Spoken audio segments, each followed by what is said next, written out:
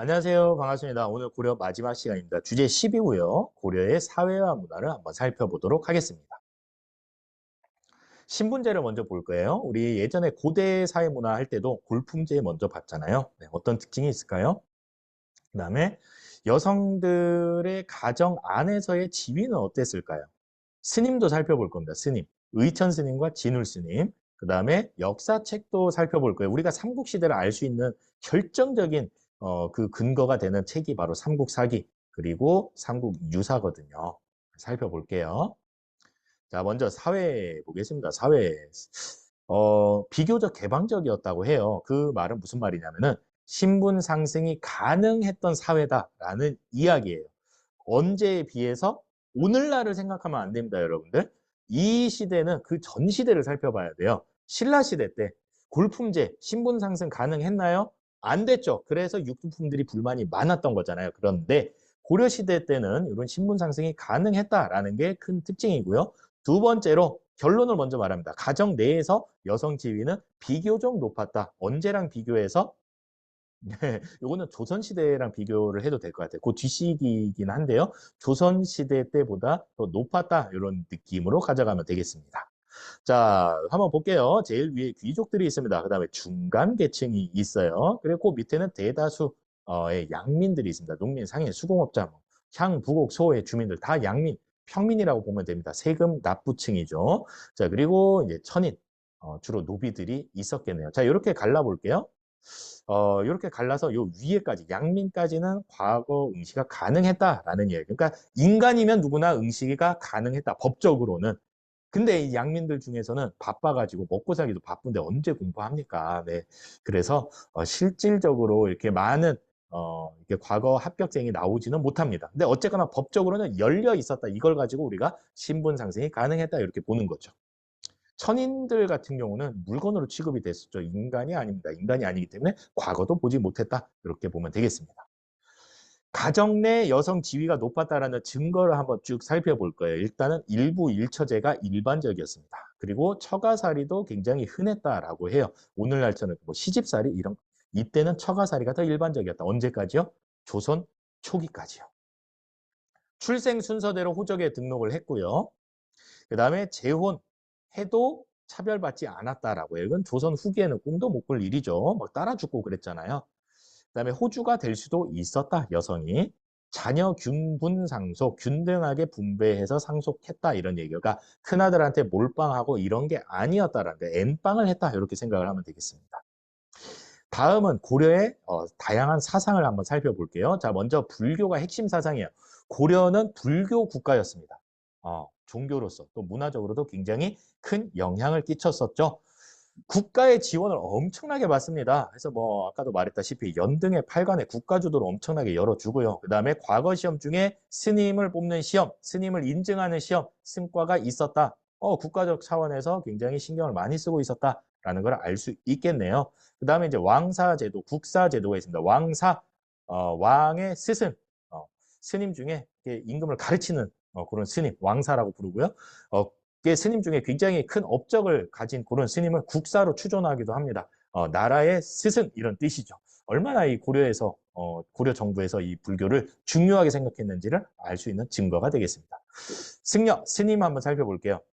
고려 초에는 의천을 기억해 두시고요. 고려 후기에는 진우를 기억을 해 두면 되겠습니다. 의천은 왕자예요, 왕자. 문종의 넷째 아들인가 그런데 출가를 해가지고 스님이 되죠. 이 당시에 여러 교파가 있었어요. 불교 경전이 중요하다, 교과서가 중요하다라고 생각했던 교종이라는 불교 종파가 있었고요. 아니다, 실천, 수행이 중요하다라고 생각했던 종파가 선종입니다. 둘이 대립하고 있었는데 교종과 선종을 좀 통합하려고 의천이 노력을 많이 합니다. 교관을 같이 수행을 해야 된다. 교관 겸수를 주장을 했고요. 그 다음에 천태종을 창시하기도 합니다. 의천이니까 천태종, 의천태종 기억하기 쉽죠. 고려 후기의 진울도 역시 선종과 교종을 통합하려고 해요. 근데 약간 좀 다른 게 의천은 교종을 중심으로 선종을 통합하려고 했었고요. 진울은 선종을 중심으로 교종을 포용하려고 했었다라는 거예요. 정해 같이 수행해야 된다. 정해 쌍수 돈, 오, 점수, 점진적으로 수행을 하면은 갑자기 깨달음이 있을 것이다. 돈, 오, 점수 이런 것들을 주장을 합니다. 이때 당시에 원래 고인물은 썩잖아요. 그래서 고려 후기가 되면요. 이 불교, 절, 사찰들이 굉장히 비리도 많고 뭐 그랬거든요. 그래서 불교 정화 운동을 진울이 주도적으로 전개를 합니다. 어디에서 주도를 하냐? 수선사라는 절을 중심으로 주도를 합니다. 그래서 그거를 우리가 수선사 결사라고 불러요. 수선사를 중심으로 진울이 불교 정화 운동을 펼쳤다. 이렇게 좀 풀어서 알아두면 좋을 것 같고요. 그 다음에 조계종이라는 새로운 종파를 창시하기도 합니다. 진울, 지읒. 그래서 조계종, 지읒. 지읒, 의천은 의천태종. 구분하기 너무 쉽네요. 자, 유물로는 뭐 다양한 불상들, 그다음에 대장경, 팔만대장경 알죠? 팔만대장경 어떻게 만들어졌는지 여러분들 알고 있어요? 어, 팔만대장경은 몽골의 침입 때 부처님의 힘으로 이 몽골족의 침입을 좀 무찔러 보려고 한 땀 한 땀 기도하는 심정으로 팔만장이나 만든 거죠. 네. 그래서 뭐 몽골 침입이랑 또 이어서 생각할 수도 있겠습니다. 팔만대장경. 자, 유교는 주로 정치에서 큰 영향력을 발휘를 합니다. 과거 시험 과목이죠. 예, 유교 경전을 물어보기도 했었고, 그다음에 유교 공부를 시켜주는 국립학교, 국자감을 설치하기도 했었다. 고려 후기에는 신진사대부들이 이제 성리학을 배워와서 우리나라에도 처음으로 성리학이 도입이 됩니다. 유학의 한 종류라고 보면 돼요. 수학도 여러분들 뭐 미적분도 있고요, 대수학도 있고요, 뭐 기하학도 있고, 대수학 안에 미적분이 있군요. 네, 죄송합니다. 뭐 그렇게 여러 분야가 있듯이 성리학도 유교의 한 갈래다 이렇게 생각하면 되겠습니다. 신진사대부들이 도입을 했고 이들로 인해서 조선이 건국이 됐으니 당연히 조선은 성리학 국가, 성리학을 중요시하는 국가로 발전하게 되겠죠. 풍수지리설과 도교, 명당, 땅에도 기운이 있다. 이거를 이제 빌미로 난을 일으켰던 게 바로 묘청의 난이죠. 그다음에 이제 불로장생, 도교의 개념이기도 하고요. 역사서를 한번 비교를 해볼게요. 자, 삼국사기, 삼국유사.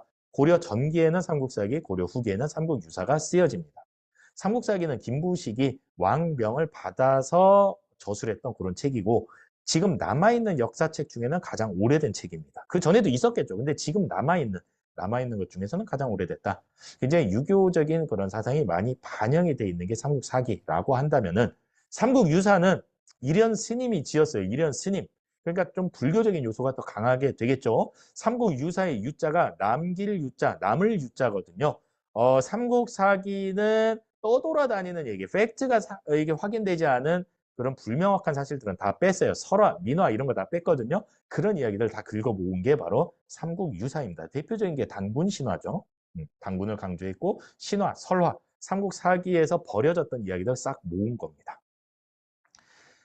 고려 전기와 후기, 요 중간에 이제 몽골족의 침입이 있는데, 몽골족 침입 이후에는 민족 자주의식이 굉장히 성장을 하게 돼요. 우리가 30년 동안이나 맞서 싸웠잖아요. 그 비결이 뭘까 고민을 해보니까, 우리 조상님들이 훌륭해서 그렇다. 이런 이제 민족 자주의식이 굉장히 커졌던 시기이기도 합니다. 그래서, 그런 이제 우리나라 시조들, 단군이랄지, 뭐 고구려 주몽이랄지, 이제 그런 이제 사람들을 좀 관심을 갖게 되는 거죠. 그러면서 민족 자주의식이 반영된 여러 역사책들이 쓰여졌다까지 정리를 마치겠습니다. 다음 시간에는 우리가 조선시대를 정리하겠습니다. 수고 많았습니다. 안녕.